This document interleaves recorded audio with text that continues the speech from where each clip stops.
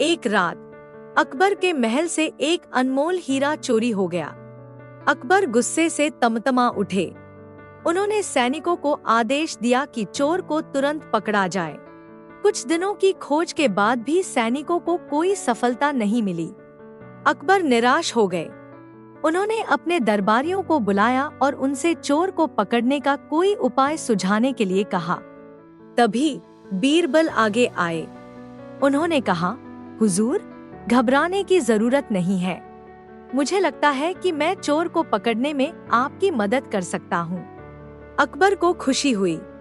उन्होंने बीरबल से ऐसा करने का तरीका पूछा।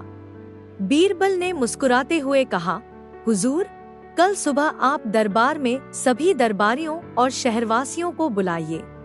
उन्हें बताइए कि हीरे को खोजने के लिए आपने एक जादूगर को बुलाया है। अकबर को बीरबल का प्लान थोड़ा अजीब लगा, लेकिन उन्होंने फिर भी उनकी बात मान ली। अगले दिन दरबार में सभी लोग जमा हो गए। अकबर ने उन्हें बताया कि उन्होंने एक जादूगर को बुलाया है जो चोर का पता लगा सकता है। तभी बीरबल एक साधारण कपड़े पहने हुए दरबार में आए। उन्होंने दाढ़ी लगा रखी थी और टोपी पहनी हुई थी। बीरबल ने जादूगर की तरह नाटक किया और कहा कि वह अपने जादू से चोर का पता लगा सकता है। फिर उन्होंने दरबार में मौजूद सभी लोगों को एक एक करके घूरना शुरू किया। कुछ देर बाद वह एक व्यक्ति के पास रुके और जोर से बोले, मैंने चोर को पकड़ लिया है। वह व्यक्ति घबरा गया और अकबर के सामने सिर झुकाकर चोरी करने की बात कबूल कर ली। उसने बताया कि हीरा उसने एक नदी में छिपा दिया है। सैनिकों ने वहां जाकर हीरा ढूंढ निकाला। अकबर बीरबल की सूझबूझ से बहुत खुश हुए। उन्होंने पूछा, बीरबल, तुमने असली जादू कैसे किया? तुम्हें कैसे पता चला कि वही आदमी चोर है? बीरबल ने बताया, हुजूर, मैंने कोई जादू नहीं किया। मैंने सिर्फ लोगों के चेहरों के हाव भाव को ध्यान से देखा। जब मैंने उस आदमी को घूरा तो वह घबरा गया और उसकी आंखें झुक गईं। इसी से मुझे शक हुआ। यह कहानी हमें सिखाती है कि समस्याओं को सुलझाने के लिए सिर्फ ताकत ही जरूरी नहीं है, बल्कि दिमाग का इस्तेमाल भी बहुत जरूरी है। हमें कभी भी किसी बात को बिना सोचे समझे नहीं मान लेना चाहिए, बल्कि हर चीज का गंभीरता से विश्लेषण करना चाहिए। अकबर एक बार बीमार पड़ गए। उन्हें कई दिनों तक बिस्तर पर रहना पड़ा। उनकी देखभाल के लिए हर वक्त कोई ना कोई दरबारी मौजूद रहता था। एक रात अकबर को बहुत तेज बुखार चढ़ गया। उन्हें बहुत प्यास लगी। उन्होंने अपने सेवक को आदेश दिया कि जल्दी से जंगल से मीठा नींबू का शरबत लाएं। रात काफी हो चुकी थी और जंगल भी दूर था। सेवक जाने से कतराने लगा।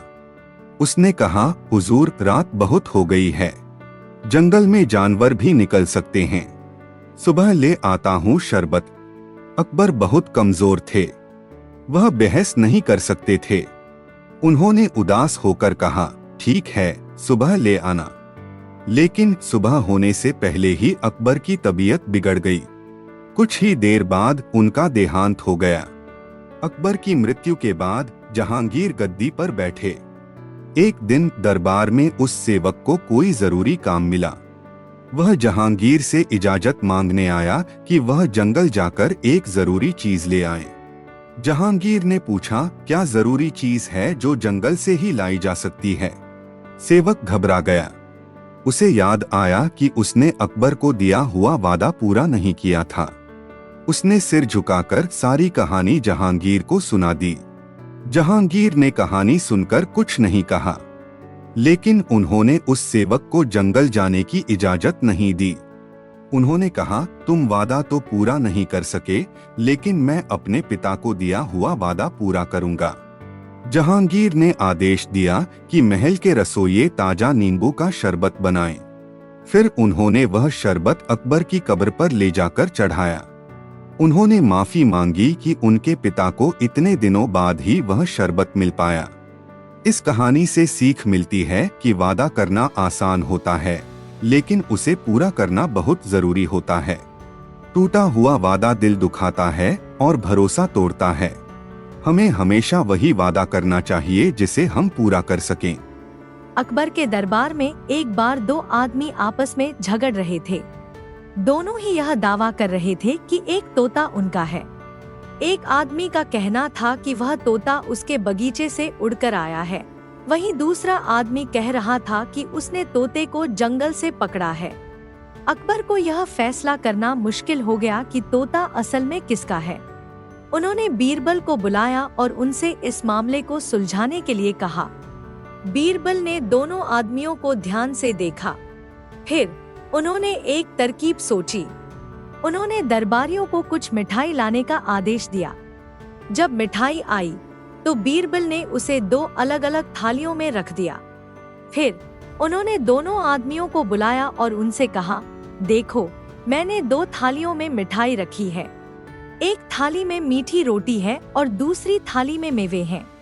जिसका भी तोता है वह उसे बताएगा कि वह कौन सी मिठाई खाना पसंद करता है। पहला आदमी थोड़ा घबरा गया। वह तोते को पालता तो था, लेकिन उसने कभी ध्यान नहीं दिया कि तोते को कौन सी मिठाई ज्यादा पसंद है। वह कुछ जवाब नहीं दे सका। दूसरा आदमी, जिसने जंगल से तोता पकड़ा था, उसने जल्दी से जवाब दिया, हुजूर, तोते को मेवे ज्यादा पसंद है। यह सुनकर बीरबल मुस्कुराए। उन्होंने तोते को दूसरी थाली के पास ले जाकर रख दिया।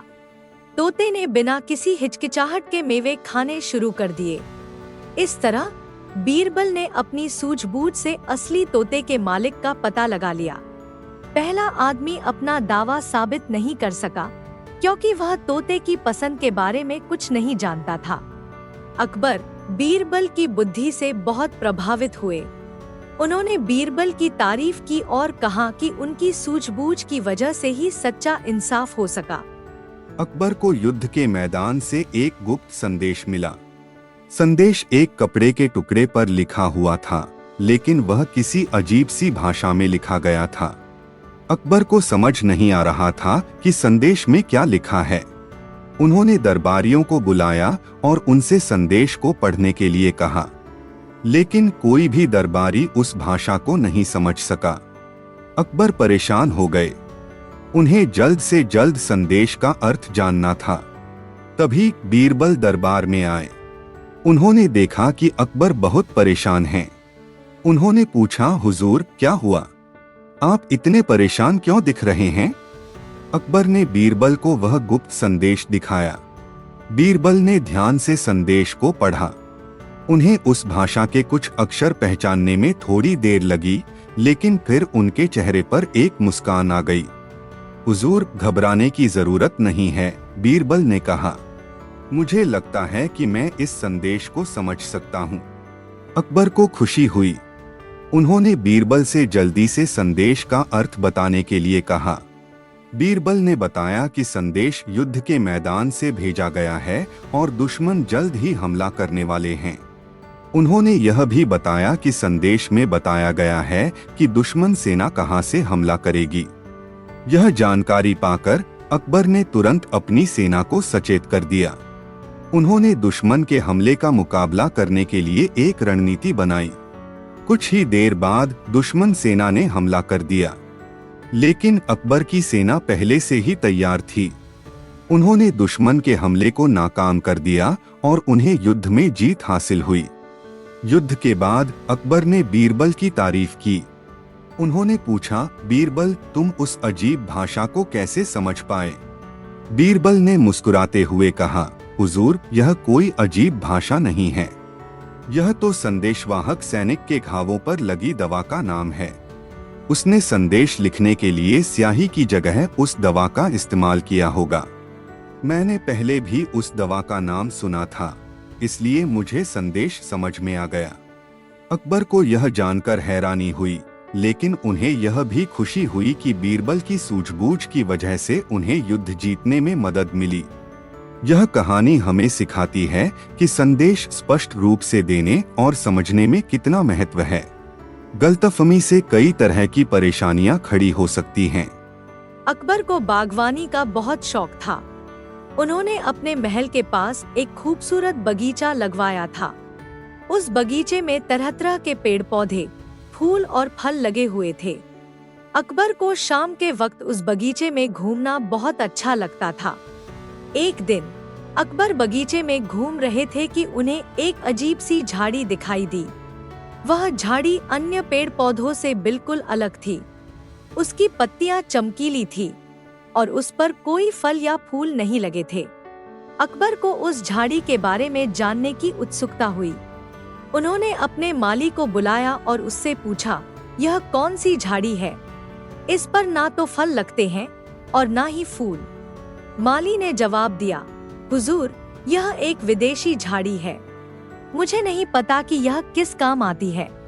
अकबर ने आदेश दिया कि उस झाड़ी की अच्छी तरह से देखभाल की जाए। कुछ ही हफ्तों में वह झाड़ी पूरे बगीचे में फैलने लगी। उसने अन्य पेड़ पौधों की धूप रोक ली और बगीचे की खूबसूरती कम कर दी। अकबर इस बात से परेशान हो गए। उन्होंने बीरबल को बुलाया और उनसे पूछा, बीरबल, यह विदेशी झाड़ी बहुत तेजी से फैल रही है, इसका कोई तो उपाय निकालो। बीरबल ने बगीचे का निरीक्षण किया। फिर उन्होंने मुस्कुराते हुए कहा, हुजूर, घबराने की जरूरत नहीं है। इस झाड़ी को रोकने का एक आसान तरीका है। अकबर ने पूछा, क्या तरीका? बीरबल ने कहा, हुजूर, आप बस इतना करो कि इस झाड़ी को किसी काम में लाने का आदेश दे दो। जैसे ही लोगों को पता चलेगा कि इस झाड़ी से कोई फायदा होता है, तो वो खुद ही इसकी देखभाल करना शुरू कर देंगे। अकबर को बीरबल की बात समझ में आ गई। उन्होंने आदेश दिया कि इस झाड़ी की पत्तियों से रस्सी बनाई जाए। यह सुनकर गांव के लोगों को बहुत खुशी हुई। उन्होंने उस झाड़ी की देखभाल शुरू कर दी और उससे रस्सी बनाने लगे। कुछ ही समय में विदेशी झाड़ी नियंत्रण में आ गई और बगीचे की खूबसूरती फिर से लौट आई। इस कहानी से सीख मिलती है कि प्रकृति में हर चीज का अपना महत्व होता है। हमें विदेशी चीजों के पीछे न भागते हुए अपनी ही धरती के स्रोतों का सदुपयोग करना चाहिए। साथ ही यह कहानी यह भी बताती है कि जटिल समस्याओं का हल कभी-कभी बहुत ही सरल होता है। एक बार अकबर को यह जानने की इच्छा हुई कि उनके दरबारी कितने ईमानदार हैं। उन्होंने बीरबल को एक तरकीब सुझाने के लिए कहा। बीरबल मुस्कुराए और बोले, हुजूर, आप सभी दरबारियों को एक अंधेरे कमरे में बुलाइए और उनसे कहें कि वे वहां से एक सोने का सिक्का निकाल कर लाएं। अकबर को यह प्लान पसंद आया। उन्होंने अगले दिन दरबार में सभी दरबारियों को बुलाया और उन्हें बताया कि उनके पास सोने के सिक्कों से भरा हुआ एक अंधेरा कमरा है। उन्होंने कहा कि जो कोई भी ईमानदार है वह अंधेरे कमरे में जाकर सिर्फ एक ही सिक्का लेकर वापस आ सकता है। दरबारी एक एक करके अंधेरे कमरे में जाने लगे। कुछ देर बाद वे वापस आए। उनके हाथ में एक से ज्यादा सिक्के थे। अकबर ने उन पर बेईमानी करने का आरोप लगाया। दरबारियों ने सफाई दी कि अंधेरे में उन्हें नहीं पता चला कि उन्होंने कितने सिक्के उठा लिए। अब अकबर की बारी थी। वह बीरबल के साथ अंधेरे कमरे में गए। थोड़ी देर बाद वे दोनों बाहर निकले। अकबर के हाथ में सिर्फ एक ही सिक्का था। बाहर आकर अकबर ने दरबारियों से पूछा, देखा, मैंने सिर्फ एक ही सिक्का लिया। तुम लोग ईमानदारी क्यों नहीं दिखा सके? लेकिन बीरबल ने कुछ नहीं कहा। वह बस मुस्कुरा रहे थे। अकबर को हैरानी हुई। उन्होंने बीरबल से पूछा, बीरबल, तुम कुछ क्यों नहीं बोल रहे हो? क्या तुमने भी एक से ज्यादा सिक्के उठाए? बीरबल ने कहा, हुजूर, मैंने तो अंधेरे कमरे में कुछ भी नहीं उठाया। अकबर चौंक गए। उन्होंने पूछा, कुछ नहीं उठाया? तो फिर ये सिक्का कहाँ से आया? बीरबल ने मुस्कुराते हुए कहा, हुजूर, असल परीक्षा ईमानदारी की नहीं बल्कि तर्क और सोचने समझने की थी। अंधेरे कमरे में सोने के सिक्कों को पहचाना तो मुश्किल है, लेकिन यह तो पता चल ही जाता है कि हाथ में कोई चीज है या नहीं। इसलिए मैंने कमरे में जाते ही अपना एक सिक्का जमीन पर गिरा दिया, ताकि बाहर आते वक्त पता चल सके कि कमरे में गया हूं या नहीं। अकबर को बीरबल की सूझबूझ पर दाद देनी पड़ी। यह कहानी हमें सिखाती है कि किसी भी परिस्थिति में हमें तर्क और विवेक का इस्तेमाल करना चाहिए। समस्याओं को सुलझाने के लिए सिर्फ भावनाओं से काम नहीं लेना चाहिए। अकबर को यह जानने की इच्छा हुई कि उनकी राजधानी में सबसे ईमानदार व्यापारी कौन है। उन्होंने बीरबल को बुलाकर पूछा, बीरबल, तुम बताओ कि हमारे शहर में सबसे ईमानदार व्यापारी कौन है। बीरबल ने सोचने का नाटक किया और फिर जवाब दिया, हुजूर, मुझे लगता है कि सेठ सुजनचंद सबसे ईमानदार व्यापारी है। अकबर को थोड़ा ताज्जुब हुआ। उन्होंने कहा, लेकिन बीरबल, मैंने सुना है कि सेठ सुजनचंद कभी कभी थोड़ा ज्यादा मुनाफा कमा लेते हैं। बीरबल मुस्कुराए और बोले, हुजूर, ईमानदारी का मतलब सिर्फ कम दाम पर चीजें बेचना नहीं होता। सच्ची ईमानदारी तो ग्राहक के साथ सच बोलने और सही जानकारी देने में होती है। अकबर को उनकी बात समझ में आ गई, लेकिन उन्हें यकीन दिलाने के लिए उन्होंने एक तरकीब सोची। उन्होंने बीरबल को कुछ सिक्के दिए और उन्हें सेठ सुजनचंद की दुकान पर भेज दिया। उन्होंने बीरबल को यह कहने के लिए कहा कि वह बादशाह के लिए कुछ खास किस्म का कपड़ा खरीदने आए हैं, जो उनकी दुकान पर नहीं मिलता। बीरबल दुकान पर गए और सेठ सुजनचंद को बताया कि उन्हें बादशाह के लिए एक खास किस्म का कपड़ा चाहिए, जो उनकी दुकान पर नहीं है। सेठ सुजनचंद ने उन्हें निराश न करते हुए कहा, हुजूर के लिए तो मैं कुछ भी जुटा सकता हूँ। आप मुझे थोड़ा समय दें, मैं वह कपड़ा ढूंढ लाऊंगा। कुछ दिनों बाद सेठ सुजनचंद बीरबल के पास आए और उन्होंने एक कपड़े का थान दिखाया। उन्होंने कहा, यह वही कपड़ा है जो आप खोज रहे थे। मुझे इसे दूर से एक बहुत ही महंगे दाम पर लाना पड़ा है। बीरबल ने कपड़ा देखा और दाम पूछा। सेठ सुजनचंद ने बहुत ज्यादा रकम बताई। बीरबल ने कहा, लेकिन सेठ जी, यह कपड़ा तो असली नहीं लग रहा है। सेठ सुजनचंद घबरा गए। उन्होंने सच बोल दिया कि यह कपड़ा असली नहीं है, लेकिन उन्होंने बहुत मेहनत करके इसे ढूंढा है। उन्होंने असली कपड़े की रकम भी बताई। बीरबल वापस महल गए और अकबर को सारी बात बताई। अकबर खुश हो गए। उन्होंने कहा, बीरबल, तुम सही थे। सेठ सुजनचंद भले ही थोड़ा ज्यादा मुनाफा कमाते हों, लेकिन वे ग्राहक के साथ ईमानदारी से पेश आते हैं। अकबर ने सेठ सुजनचंद को दरबार में बुलाया और उनकी ईमानदारी की तारीफ की। उन्होंने यह भी कहा कि ईमानदारी से धंधा करने से ही असली सफलता मिलती है। यह कहानी हमें सिखाती है कि ईमानदारी का मतलब सिर्फ दाम कम रखना नहीं होता, बल्कि ग्राहक के साथ सच बोलना और सही जानकारी देना भी होता है। सच्ची सफलता ईमानदारी और मेहनत से ही मिलती है। एक दिन अकबर को अपने एक दूर के रिश्तेदार से तोहफे में 5 हाथी मिले। ये हाथी बहुत ही सुंदर और ताकतवर थे। अकबर को ये हाथी बहुत पसंद आए। उन्होंने हाथियों को देखने के लिए अपने सभी दरबारियों को बुलाया। दरबारी हाथियों की तारीफ करने लगे। वह उनकी खूबियों के बारे में बड़े बड़े दावे कर रहे थे। कुछ दरबारियों ने कहा कि ये हाथी युद्ध में सबसे मजबूत हैं। कुछ ने कहा कि ये हाथी सबसे तेज दौड़ सकते हैं। कुछ ने तो यहाँ तक कह दिया कि ये हाथी हीरे मोती ढूंढने में भी सक्षम हैं। अकबर इन दावों से थोड़ा परेशान हो गए। उन्हें असल में यह जानना था कि ये हाथी कितने ताकतवर हैं। उन्होंने बीरबल को बुलाया और उनसे हाथियों की असली ताकत का पता लगाने के लिए कहा। बीरबल ने मुस्कुराते हुए कहा, हुजूर, आप घबराइए मत, मैं उनकी असली ताकत का पता लगा लूंगा। बीरबल ने दरबारियों से थोड़ा सा भूसा मांगा। फिर उन्होंने वह भूसा 5 अलग अलग ढेरों में बांट दिया।